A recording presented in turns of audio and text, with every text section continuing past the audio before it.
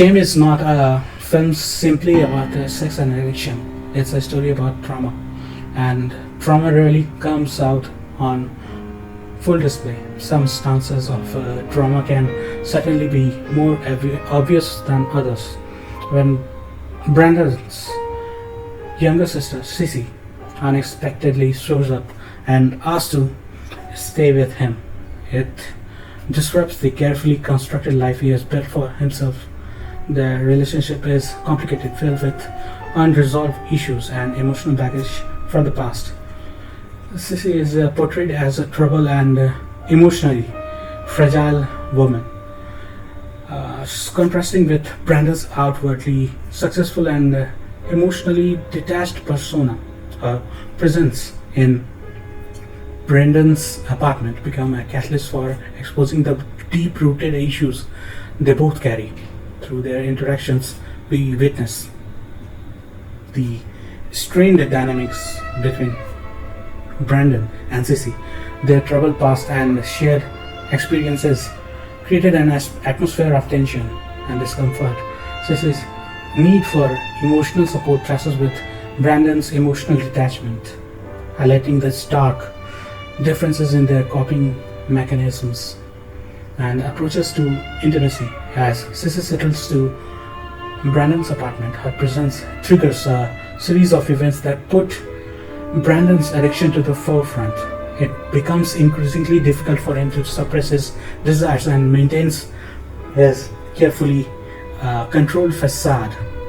The walls he has built around himself starts to crumble, and his emotional vulnerabilities come to surface.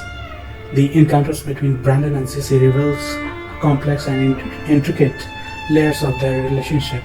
Their interactions are marked by moments of intense emotions, confrontation, and self-reflections.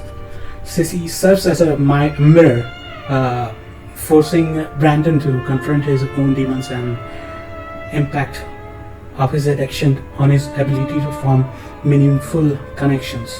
He can't even form connection with his co-workers. That's because his trauma comes in between. The comprehensive exploration of his relationship in the film delves in the depths of his shared history, and why my friends always ask about his homosexual intentions at the end of the movie.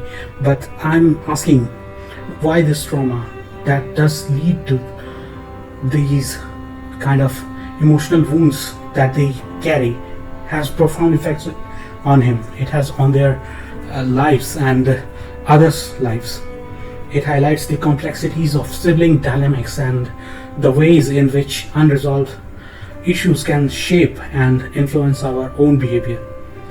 Overall, the encounter between Brandon and Sissy in shame acts as a catalyst for exposing the deep-rooted emotional baggage and issues they both carry, offering a poignant and comprehensive exploration of the complex relationship.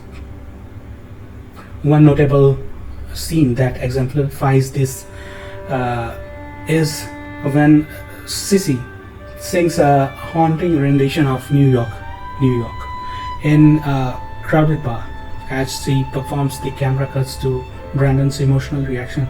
He is visibly affected and shedding tears, and of course experiencing a deep sense of emotional turmoil. This scene encapsulates the depth of their shared history and the emotional weight it carries. It suggests that there are underlying wounds and traumas that have shaped their relationship and continue to impact them in the present. The song itself, with its meaning of longing and unfulfilled dreams, resonates with the complex emotions that Brandon and Sissy grapple on everyday life. Additionally, there are moments of confrontation and vulnerability between the siblings throughout the film. In one scene, Sissy confronts Brandon about their troubled past or childhood, revealing that they both experienced difficult childhood.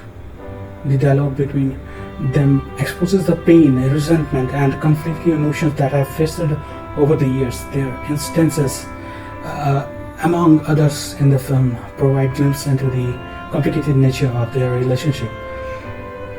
Uh, they suggest that the Brendan share deep connection, tainted by past traumas, misunderstanding, and unspoken resentments.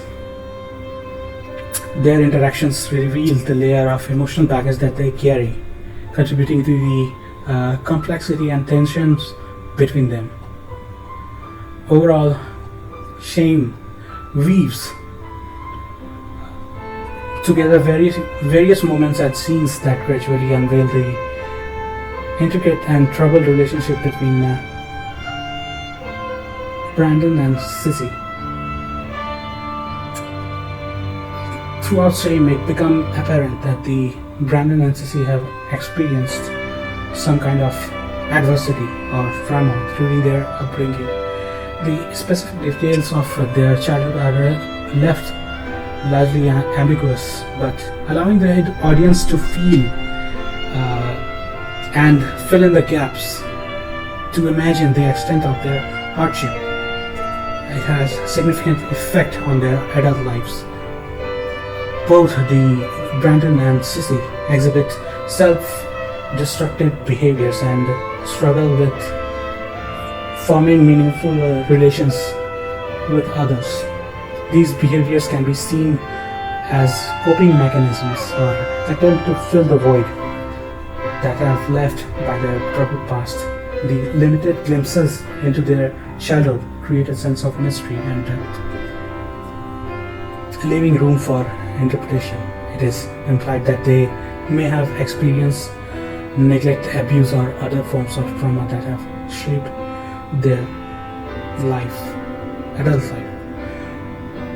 The film doesn't explicitly provide a detailed explanation of their difficult childhood, but rather presents it as a key factor between influencing their current state of emotional turmoil, and it emphasizes the notion that unresolved traumas can have very destructive patterns and hinder the ability to establish healthy relationship.